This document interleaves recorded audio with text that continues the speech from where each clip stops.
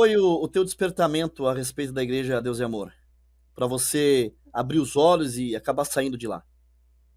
Começou em cima do púlpito, quando estava como obreiro. Para quem não sabe, na minha época, estou falando da minha época, 2005, 2009, porque a IPDA tem vários períodos. Período outrora era muito mais pior do que o meu período. Meu período já estava começando algumas coisas a serem possíveis. Estavam Flexibilizadas, né? sendo flexibilizadas, esse é o termo correto. Então, depois foi uma crescente. Inclusive, o próprio líder, por mais que muitos não queiram acreditar, ele chegou a mudar aquele regulamento interno várias vezes. E depois eu vou citar os exemplos. Mas, então, foi em cima do púlpito, porque tinha um negócio. Para que ser obreiro da IPDA, eu já fiz esses vídeos dentro do canal e tal.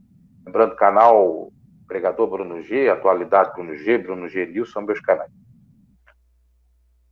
Que para você ser obreiro, primeiro você tinha que dar o dízimo. Não desse o dízimo, você ia ser cortado. Essa é a regra. Segundo, O obreiro você é tinha que... obrigado a dar dízimo. O obreiro é obrigado ao dízimo. É obrigado a dar o dízimo. Na minha época, eu não sei atualmente. Eu vi obreiros sendo tirados, cortados, porque não davam dízimo. E se persistiam, eram muito... Se não fossem cortados e persistiam sem dar o dízimo, eles eram muito criticados e às vezes eram tirados da própria agenda de pregações que se tinha.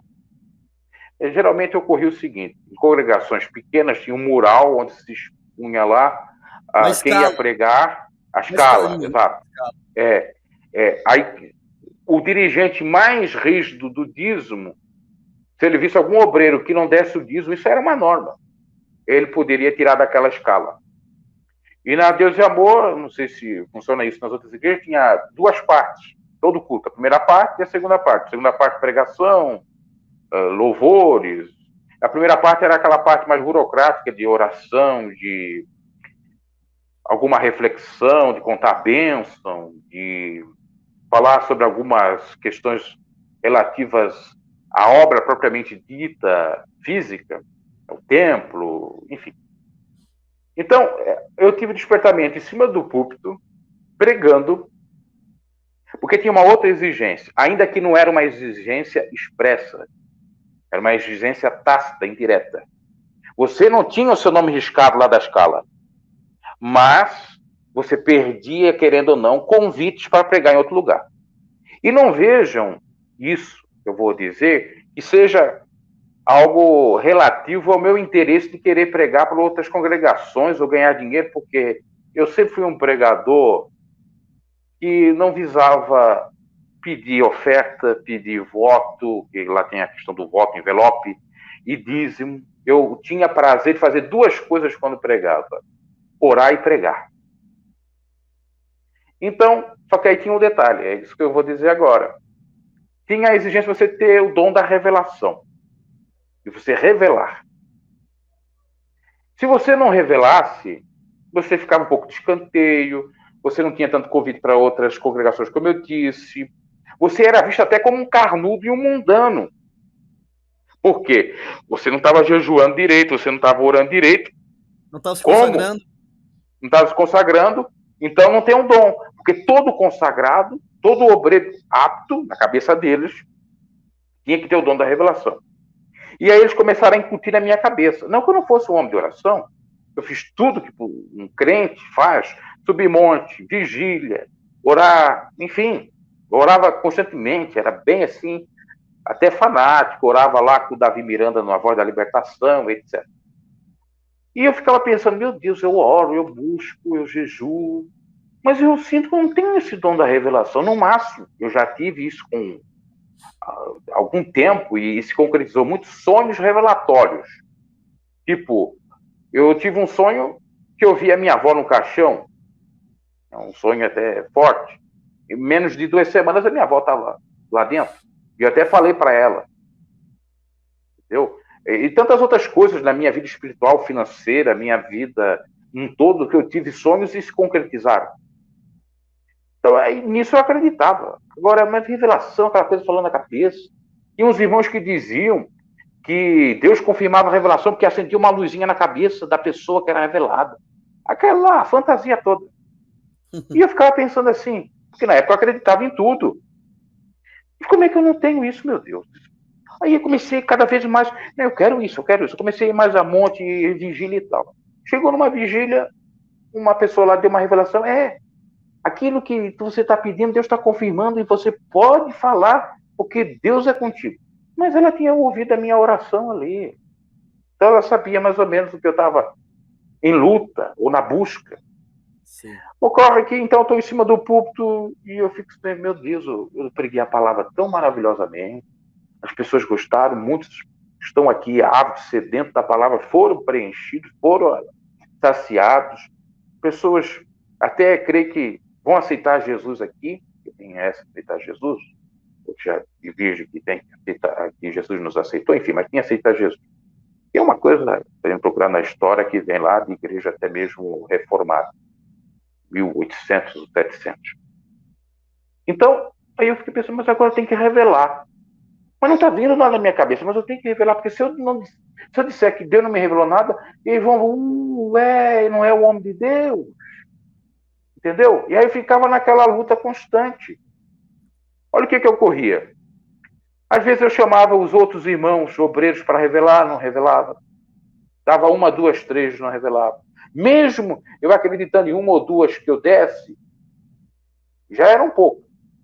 Imagina ter a coragem que muitos têm aí, que dão revelações a toda hora, todo instante, 50, 100 e por aí em diante. E um outro detalhe, quando eles queriam fazer lá umas campanhas tituladas tipo assim, 7 varões de branco, era 7 obreiros da revelação. Às vezes eles queriam me incluir naquele evento. Eu não ia, não participava. Certa feita, a minha tia estava pregando, que a minha tia era obreira, é obreira, não sei atualmente se ela está na IPDA também, faz muito tempo que eu não falo com ela. Eu tinha ouvido falar que ela estava visitando outra igreja. Mas a minha tia era obreira de anos e revelava. Ela também começou a perceber essas mentiradas. Tanto é que uma certa feita ela fez um culto e disse, olha, a maior revelação que foi aqui nesse culto foi a palavra. Você quer receber a bênção? Vem aqui, nós vamos orar sobre você, a oração da fé e pronto. Para que ela foi fazer isso? Os fanáticos eram doidos. Ele não vai ter revelação.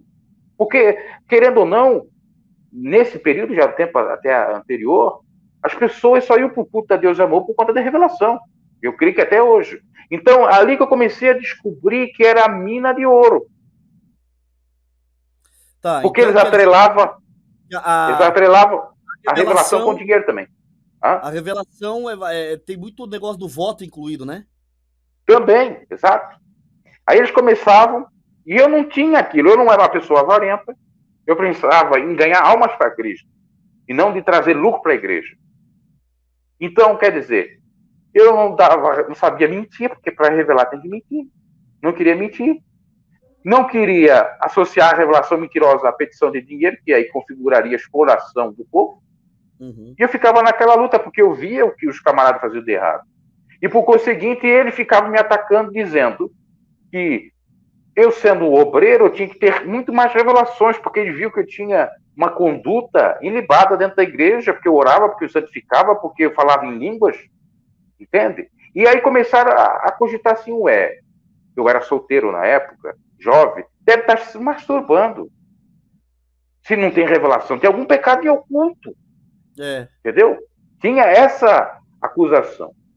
E aquilo começou a me bater, e às vezes eu ia pregar aquela luta, um fardo em cima, assim, porque se fosse lá para orar, pregar, meu Deus, fazia de letra, grava de letra. Então, tinha uma outra situação que aí eles me convidavam também para revelar, quando tinha cultos. Às vezes, sabe o que eu fazia? Ir para o banheiro, fingir que eu ia urinar, e ele ficava lá, ô, cooperador Bruno, não vai aqui, vem aqui que Deus vai te usar no dom da revelação, cadê ele? Aí eu esperava até dar o fim do culto para não ir. Porque se eu não vou mentir, não estou tendo revelação nenhuma. Entendeu? Eu já assisti vários cultos da Deus e Amor quando eu era menino. E até pouco tempo atrás, que tem uns 7, 8 anos atrás, eu morava no Rio Grande do Sul. e tinha um obreiro da Deus e Amor que ia no meu salão de cabeleireiro e me convidava para ir lá.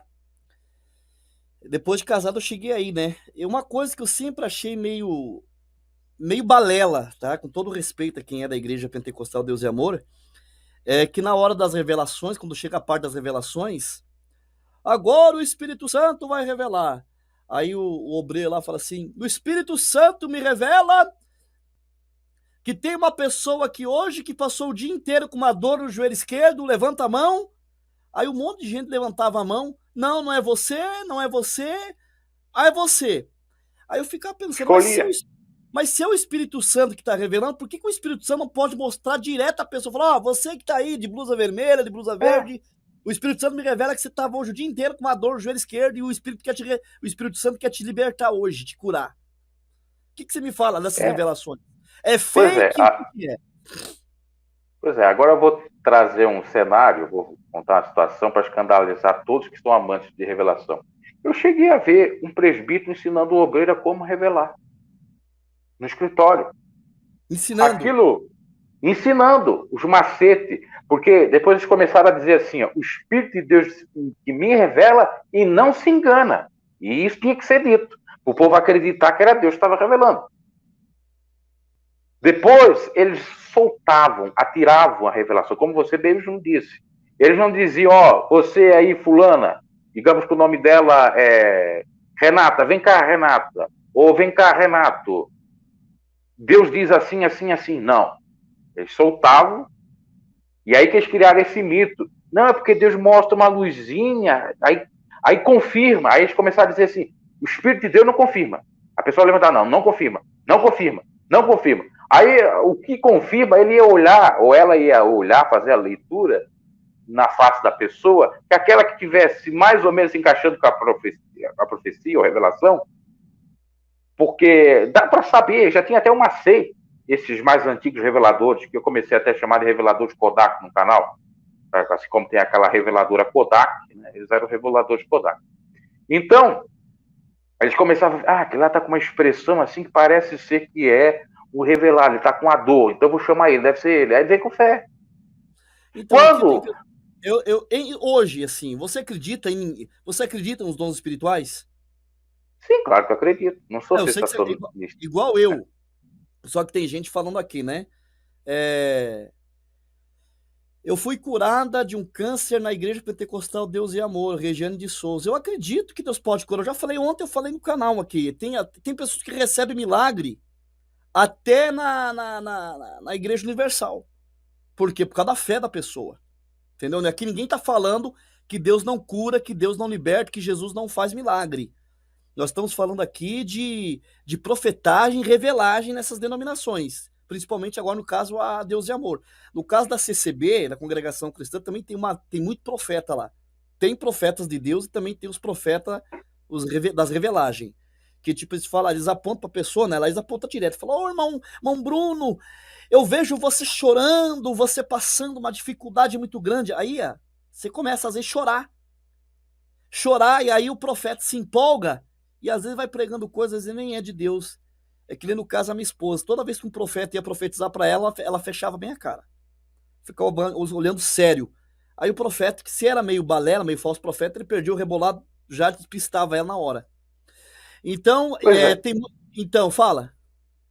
Não, só um adendo. Na IPDA também tinha um grupo que fazia de apontar. Eles saíam de cima do púlpito e começavam, você... Mas sabe o que acontecia? O camarada já sabia de todos que iam vir no culto da vida deles. Ficava na cidade observando.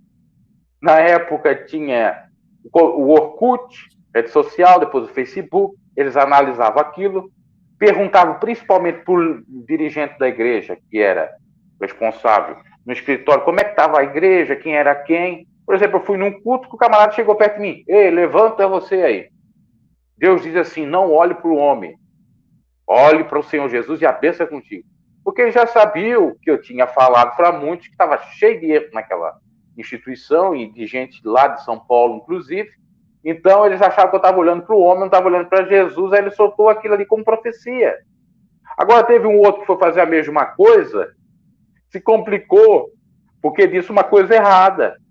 E depois veio uma outra profeta dizer, olha, irmão, não fique em estado de luta, e Deus é contigo e vai reverter isso aí. Era uma confusão danada. A minha avó uma vez foi revelada que ela visitava centro de terreiro, de macumba, sendo que na época de católica ela nunca colocou os pés lá, quanto mais de membro da IPDA, o membro da IPDA. BG, atualizando e relembrando você. Se porventura não é inscrito no canal, se inscreva. Abraço e até a próxima.